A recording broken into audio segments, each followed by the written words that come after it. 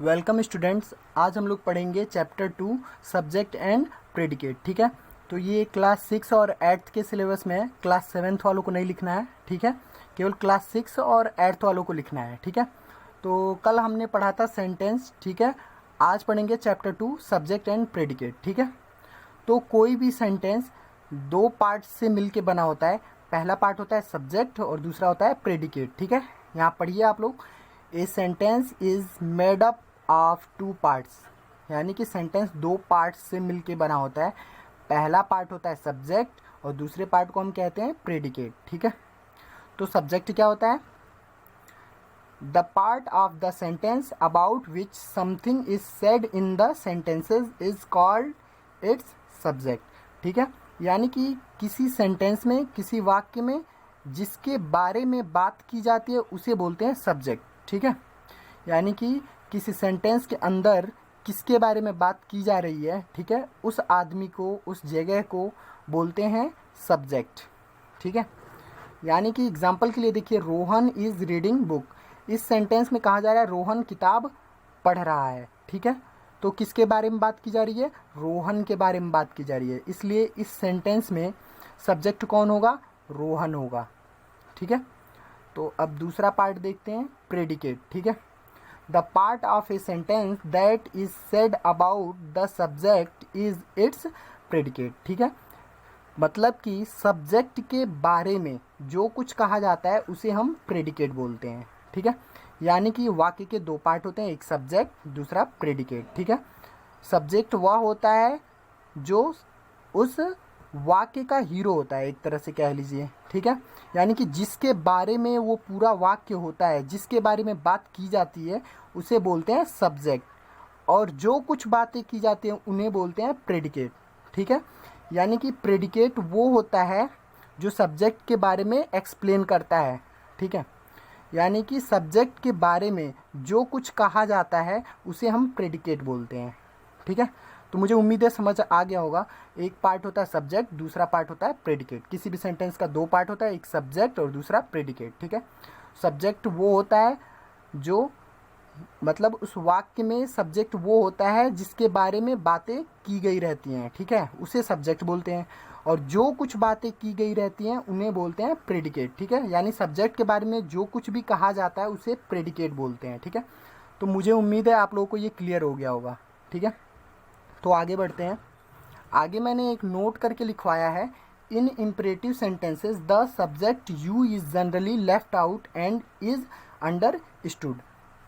इसका मतलब है कि इन इम्परेटिव सेंटेंसेस में हम यहाँ यू नहीं लिखते, लेकिन फिर भी क्या माना जाता है कि यहाँ पे एक यू दिया हुआ है, ऐसा माना जाता है, लेकिन लिखते टाइम इसको हम लिखते नहीं हैं। ठीक है, किन सेंटेंसेस में? इम्परेटिव सेंटेंसेस में। ठीक है, तो एग्जाम्पल देखिए, ओपन द डोर। ठीक है, तो ये जो एग्जाम्पल लिखा हुआ है ओपन द डोर, ठीक है, ये टोटल जो लिखा हुआ है ये पूरा क्या है? प्रेडिकेट है। तो अब आप लोग पूछेंगे तो सब्जेक्ट कहाँ गया? तो सब्जेक्ट अभी मैंने बोला कि इम्परेटिव सेंटेंस में यहाँ पे यू दिया नहीं रहता, लेकिन माना जाता है कि यहाँ पे यू है, तो वही जो यू है यहाँ पे वही सब्जेक्ट होगा। ठीक है, तो इम्परेटिव सेंटेंस में यहाँ पे यू नहीं लिखा रहता, लेकिन वही क्या होता है? सब्जेक्ट होता है। ठीक है, तो ये थोड़ा सा एक अपवाद है, इसलिए मैंने बता दिया आपको। इम्परेटिव सेंटेंसेस में यहाँ पे यू नहीं लिखा रहता, वही होता है सब्जेक्ट। ठीक है, तो अगर कहीं लिखा हो ओपन द डोर और इसमें आपको सब्जेक्ट और प्रेडिकेट निकालना है, तो ये हो गया प्रेडिकेट, तो सब्जेक्ट क्या होगा? यू। ये अपने पास से इसमें लिखना है। ठीक है, और आगे एक दो और एग्जांपल देखिए सब्जेक्ट और प्रेडिकेट का। देखिए, मैंने ये एग्जांपल इसलिए बताया ताकि आप ये ना समझें कि केवल एक वर्ड का ही सब्जेक्ट होता है। कई बार एक 3-4 वर्ड मिल के सब्जेक्ट बनाते हैं। ठीक है, इसलिए मैंने ये एग्जांपल लिखा है ताकि आप लोगों को ये बात समझ में आए। His grand mother was walking with A stick, यानी कि उसकी दादी स्टिक यानी छड़ी की सहायता से क्या करती हैं? वॉक करती हैं, टहलती हैं। ठीक है, तो हिज ग्रैंड मदर, ये टोटल क्या होगा? सब्जेक्ट होगा। उसके नीचे देखिए एक और एग्जांपल है, a good teacher helps the student, यानी कि एक अच्छा अध्यापक स्टूडेंट्स की क्या करता है, मदद करता है, ठीक है। तो इसमें एक गुड टीचर, ये पूरा क्या होगा, सब्जेक्ट होगा, और बाकी जो बचा वो सब कुछ क्या है, प्रेडिकेट होगा, ठीक है।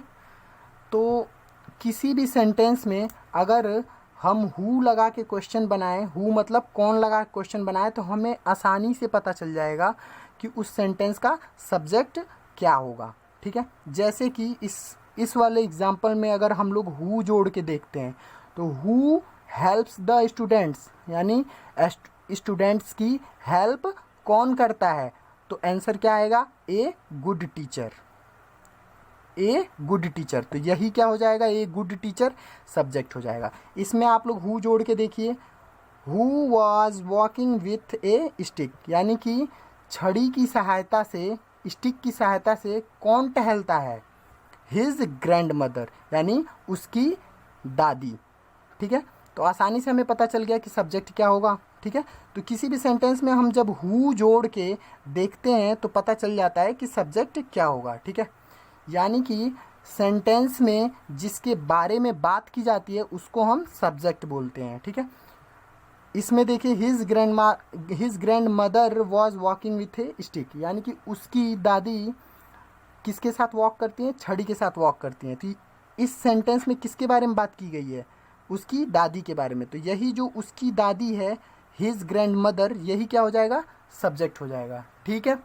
तो उम्मीद है आप लोगों को समझ में आया होगा, ठीक है। एक बार और मैं बता देता हूँ, सेंटेंस के दो पार्ट होते हैं, एक होता है सब्जेक्ट, दूसरा होता है प्रेडिकेट। सेंटेंस में जिसके बारे में बात की जाती है, ठीक है, उसको बोलते हैं सब्जेक्ट, और सब्जेक्ट के बारे में जो कुछ बातें कही जाती हैं उन्हें बोलते हैं प्रेडिकेट। तो आज की क्लास में इतना ही, ठीक है। आप लोग नोट्स बना लीजिएगा, ठीक है। इसका भी इसलिए मैंने धीरे धीरे पढ़ाया ताकि आप लोग साथ में नोट्स भी बनाते रहें, ठीक है। और बना के और मुझे व्हाट्सएप पे आप सेंड कर देंगे, और अगर कोई डाउट है, ठीक है, तो आप मुझे कॉल या मैसेज करके पूछ लेंगे, ठीक है। तो आज की क्लास में इतना ही, मिलते हैं कल अगली क्लास में।